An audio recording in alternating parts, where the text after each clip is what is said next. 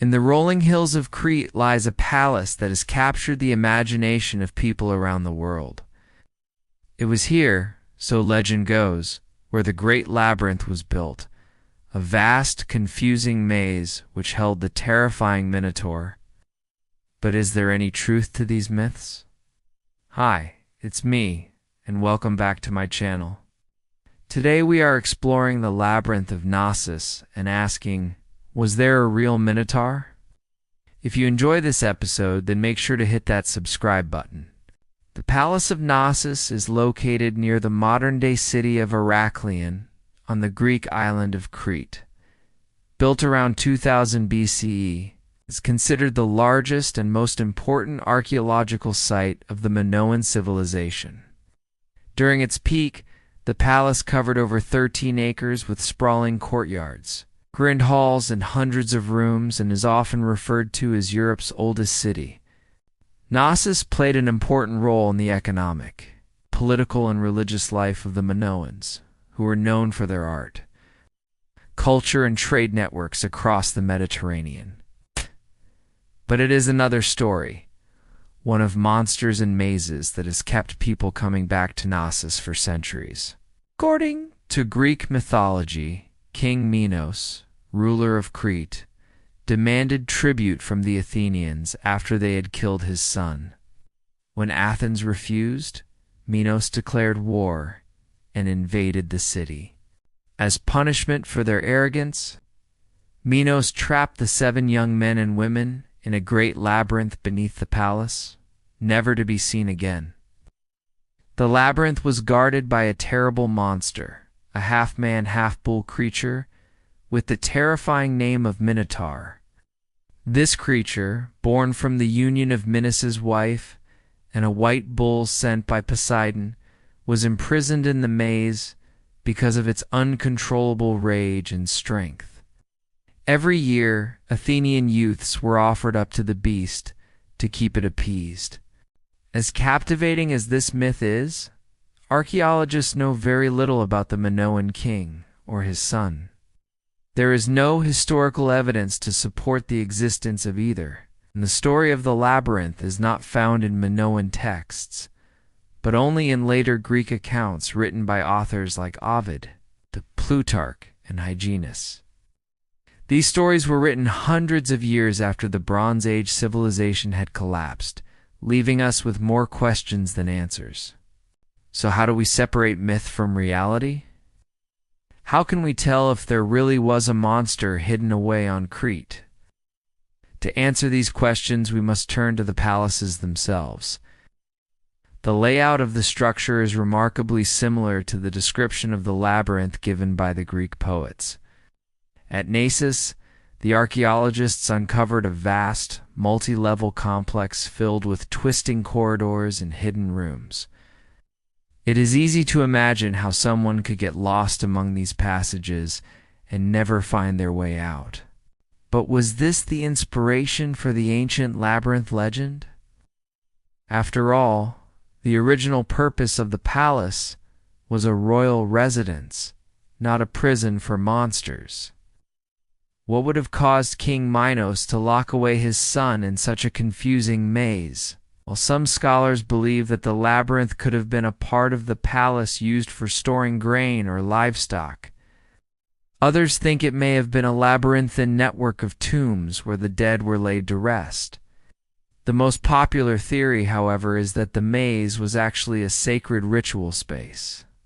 This interpretation is supported by the presence of the double-axe symbol known as a labyrinth, which is found throughout the Minoan palaces, including Knossos. The labyrinth may have represented a type of religious authority and was used as a symbol of power by the priests. In fact, the word labyrinth itself may derive from the Greek word labyrinth, suggesting that the maze-like structure was originally a place of worship rather than a prison. This is further supported by the discovery of small clay figurines that resemble the Minotaur, which have been found in areas of the palace used for religious ceremonies. What's more, animal remains discovered at the site indicate that bull-related rituals were taking place inside its walls. But bulls weren't the only animals sacrificed during the Bronze Age. Pigs, goats, and sheep were also common sacrificial animals whose remains have been found at various Minoan sites. This suggests that the Minotaur may not have been a creature to be feared, but rather an important part of religious practice.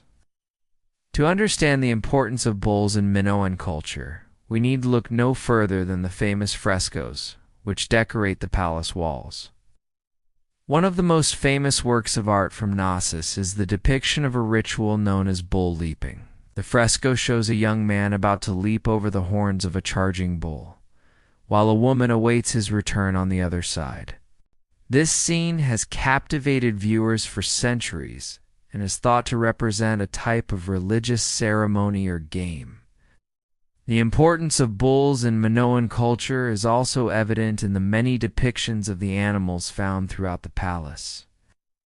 They appear in paintings, sculptures, and even jewelry, suggesting that they were revered as sacred creatures.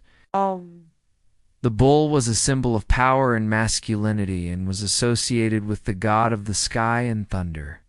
The connection between bulls and the divine is also apparent in the bull-headed altar found at the foot of a stone staircase in the palace. This unique artifact is thought to represent the union of the mortal and the divine and may have been used as a symbol of fertility and abundance. However, bulls weren't the only creatures that shared this sacred status. Snakes, lizards, monkeys, lions, and even birds were also subjects of religious veneration. The Minoans saw divinity in nature and respected all living things. This reverence for life extended to the afterlife as well.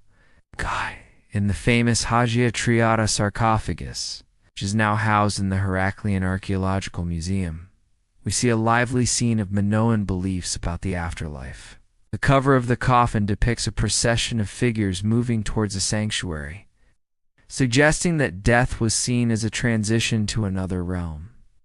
The presence of bulls and other sacred animals reinforces the idea that the afterlife was a continuation of life on Earth, where the cycle of death and rebirth was celebrated. But what does all of this tell us about the Minotaur? What was this creature that lurked in the shadows of the labyrinth? Some scholars believe that the Minotaur represents a type of ritual sacrifice, perhaps even a human sacrifice, which took place in the labyrinthine maze. This interpretation is supported by the discovery of human bones which have been found at the site, although it is difficult to say whether these individuals were victims of a sacrifice or simply died in some other way. Others, however, argue that the Minotaur was not a monster at all, but a misunderstood enemy. According to this theory, the bull-headed creature was actually a representation of the people who lived outside of Minoan society, such as the Anatolian invaders who arrived on Crete around 1450 BC. The labyrinth, in this case, would have been a metaphor for the unknown world beyond the Minoan civilization, full of danger and mystery. The myth of the Minotaur is a reminder of how our understanding of the past can be shaped by our own cultural biases and perspectives. What we choose to believe about the Minoan civilization and its legendary monster can say as much about us as it does about the people who lived on Crete 4,000 years ago. What do you think? Is there a real Minotaur lurking in the shadows of the palace? Let me know your thoughts in the comments below. As we continue to explore the mysteries of Knossos, one thing is clear. The line between myth and archaeology is often blurred. New discoveries are constantly being made which challenge our understanding of the past.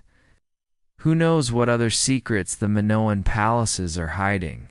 Perhaps one day we will uncover the truth behind the Minotaur legend.